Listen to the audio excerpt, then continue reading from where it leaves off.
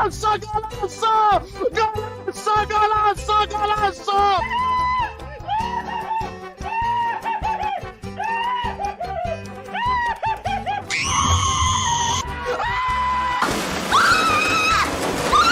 Darwin Núñez!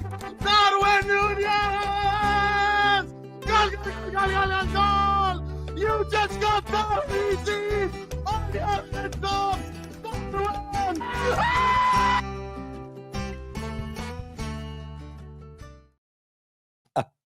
Welcome back to the Football Terrace fan channel review show. Hit the like button, subscribe if you haven't done so yet, but check out the squad. You see the QR code on the screen. My brand new channel, one of the biggest YouTubers on the planet and me teaming up for the first time ever.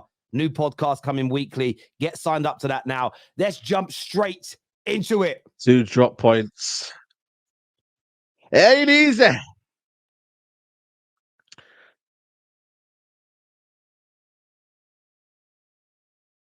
What? Oh, no.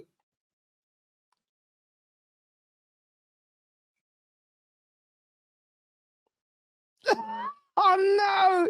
That there, ladies and gentlemen, mocking Liverpool. Rightfully so. Rightfully so as a Man United fan, but too early. You got gymmed. American Pie gymmed. Premature ejaculation. But the football gods were listening. I was wondering yesterday, how did Liverpool do it again against the odds so late? And then I've seen multiple clips like this. People celebrating too early. And the football gods, they said no. They said no.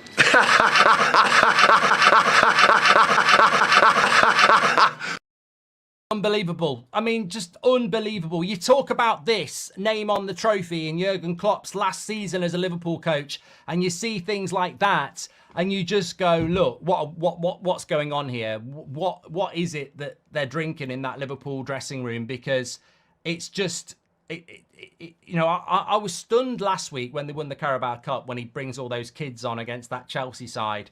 I actually thought Southampton might give him a game.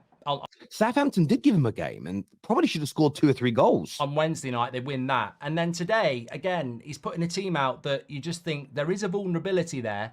It's a mismatch again, a team of misfits. And you think, actually, they're going to run, you know, reality's going to bite now. You can't just keep getting these results when you have so many, you know, players out. Looks like they're going to drop points away at Forest. And then added time, Cross comes in. I mean, look, Forest should clear that ball. They've only got themselves to blame. I mean, they'll be gutted that they've lost it at the end, but they should clear that ball. Cross comes in, Núñez, 1-0, and you watch that, and I'm sure Arsenal fans feel the same as we feel as United fans or anybody else. It's Liverpool at the end of the day, and you just go, something's going on here. Yeah, listen, I agree, Mark, 110%. It shouldn't have happened, but it did. And it's happening. It is the mental strength. It is the never say die attitude. But equally, lots of individuals are stepping up and playing brilliant games. Kelleher, as an example, I would say in the past 3-4 games, has been Liverpool's best player. The amount of saves he's made have kept his side in the game, stopped them from going a goal down, keeping them in the match, just for somebody else to turn up late on, grab these winners. I do feel like their name might be on the trophy right now. I've said I think they're my favourites. I think it's for them to win. But there has been some controversy around this game. There has been some controversy. Take a little listen to what the guys on Match of the Day had to say.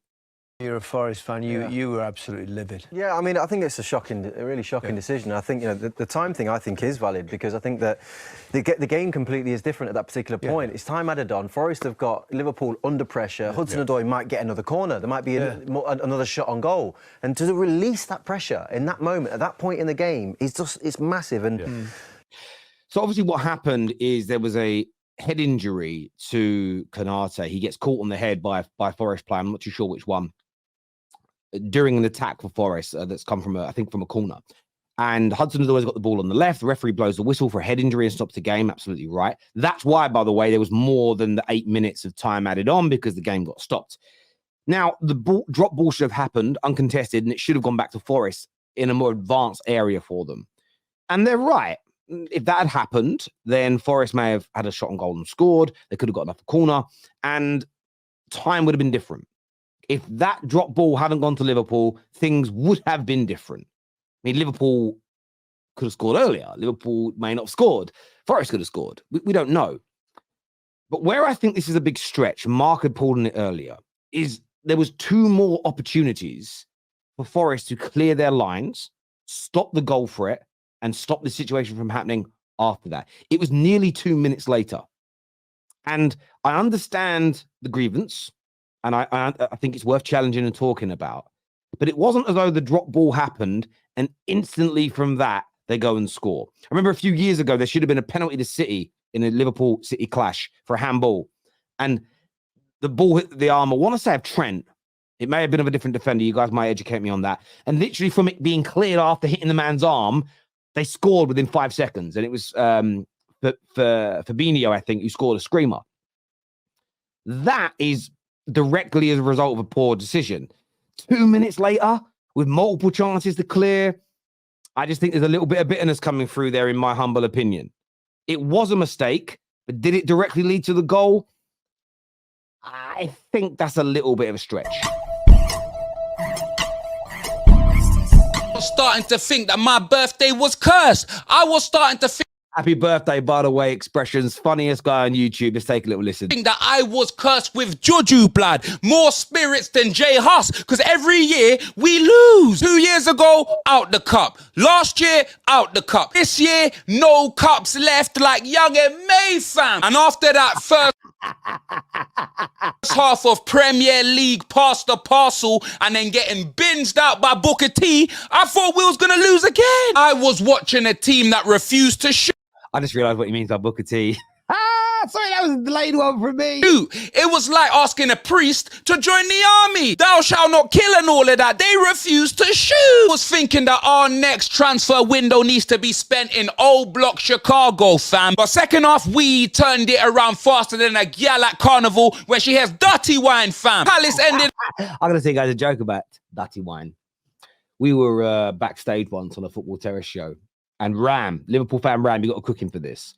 We were all messing around. We were doing our first ever Football Terrace meetup. And Ram and the young ones were only like 17, 18. And they said they were going to come out. And someone was winding him up. And I want to say it was Kesh. Kesh said, do you even know what a dirty wine is? And Ram said, of course I know what a dirty wine is. I've been drunk before, you know.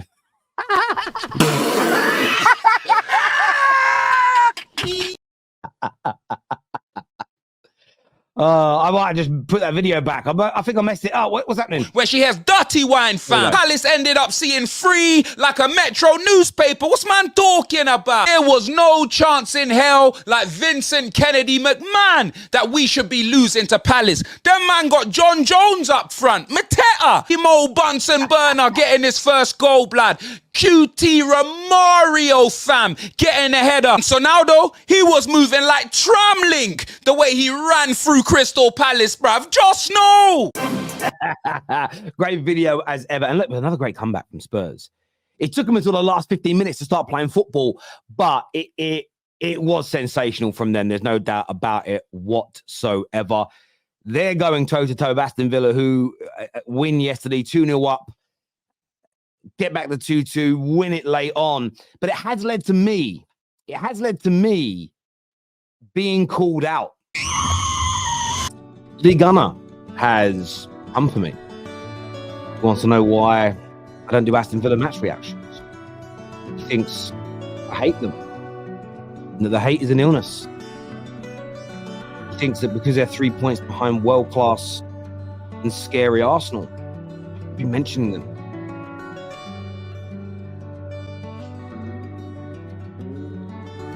I want to take this time to address this serious accusation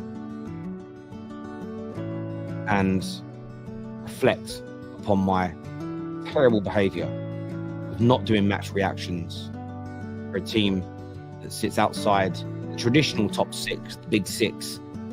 My channel was invented to cover back in 2017. I want to apologise for not covering Villa with regularity. we haven't spoken about them this year, but with regularity. I want to apologise to West Ham last year for winning a European Cup, not doing a match reaction. I want to apologise to Newcastle fans for you winning yesterday, not doing a match reaction. I want to apologise to everyone that supports La Liga. I never cover any of your games, and there's lots of brilliant games there as well. And I also want to apologise to anybody that's offended that I don't cover Scottish football as well. It's obviously within Britain and a big part of the football culture over here. Thank you, Lee, for bringing this to my attention. I needed to be called out on this, as you're right. How dare I not cover a team? How dare I not react to a team that is not a featured part of the football terrace? We can now clearly see what is going on with the process. Big up Lee, big up Lee. As I say, I don't cover Aston Villa. I don't know what to say. I had nothing much to say about it.